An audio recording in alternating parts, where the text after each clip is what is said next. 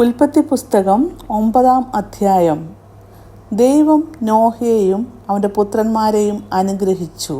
അവരോട് അരുളിച്ചെയ്തതെന്തെന്നാൽ, നിങ്ങൾ സന്താനപുഷ്ടിയുള്ളവരായി പെരുകി ഭൂമിയിൽ നിറയുവീൻ. നിങ്ങളോടുള്ള പേടിയും നടുക്കവും ഭൂമിയിലെ സകല മൃഗങ്ങൾക്കും ആകാശത്തിലെ എല്ലാ പറവകൾക്കും സകല ഭൂചരങ്ങൾക്കും സമുദ്രത്തിലെ സകല മത്സ്യങ്ങൾക്കും ഉണ്ടാകും. അവയെ നിങ്ങളുടെ കയ്യിൽ ഏൽപ്പിച്ചിരിക്കുന്നു.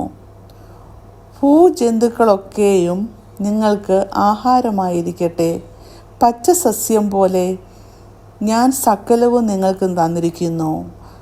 പ്രാണനായ രക്തത്തോടു കൂടെ മാത്രം നിങ്ങൾ മാംസം തിന്നരുത്. നിങ്ങളുടെ പ്രാണനായ രക്തത്തിന് ഞാൻ പകരം ചോദിക്കും.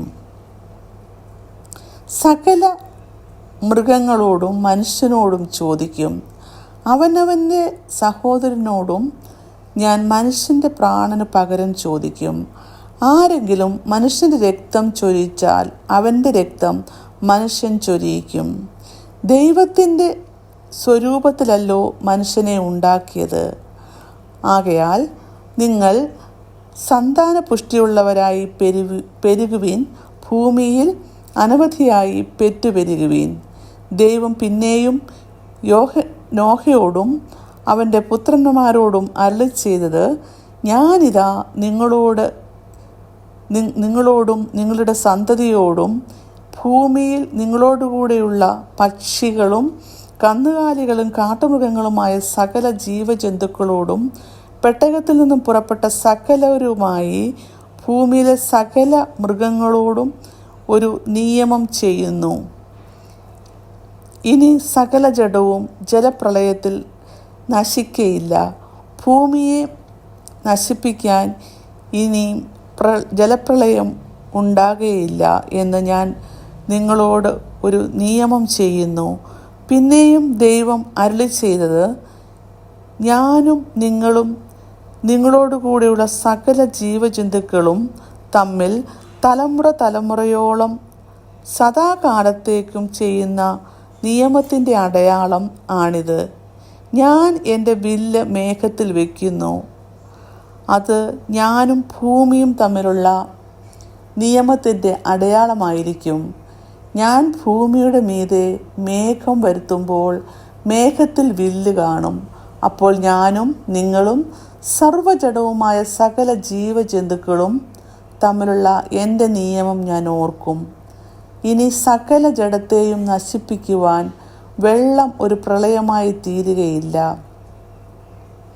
വില്ല് മേഘത്തിൽ ഉണ്ടാകും.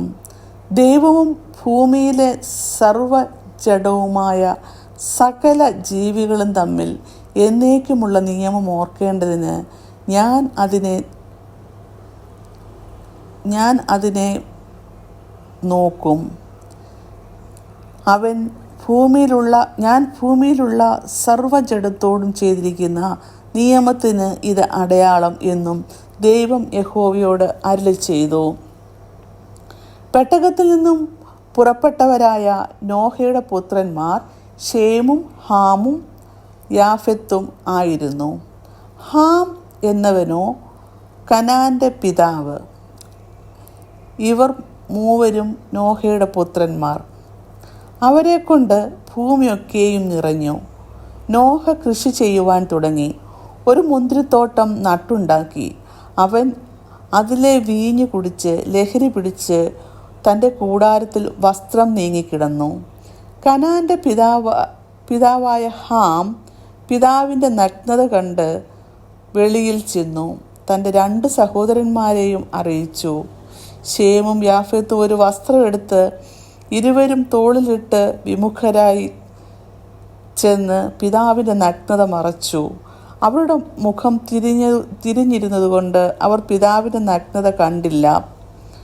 നോഹ ലഹരി വിട്ട് ഉണർന്നപ്പോൾ തൻ്റെ ഇളയ മകൻ ചെയ്തത് അറിഞ്ഞു. അപ്പോൾ അവൻ, കനാൻ ശപിക്കപ്പെട്ടവൻ, അവൻ തൻ്റെ സഹോദരന്മാർക്ക് അധമനായി തീരും എന്ന് പറഞ്ഞു. ഷേമിൻ്റെ ദൈവമായ യഹോവ സ്തുതിക്കപ്പെട്ടവൻ. കനാൻ അവരുടെ ദാസനാകും. ദൈവം യാഫത്തിനെ വർദ്ധിപ്പിക്കട്ടെ, അവൻ ശേമിൻ്റെ കൂടാരത്തിൽ വസിക്കും, കനാൻ അവരുടെ ദാസനാകും എന്നും അവൻ പറഞ്ഞു.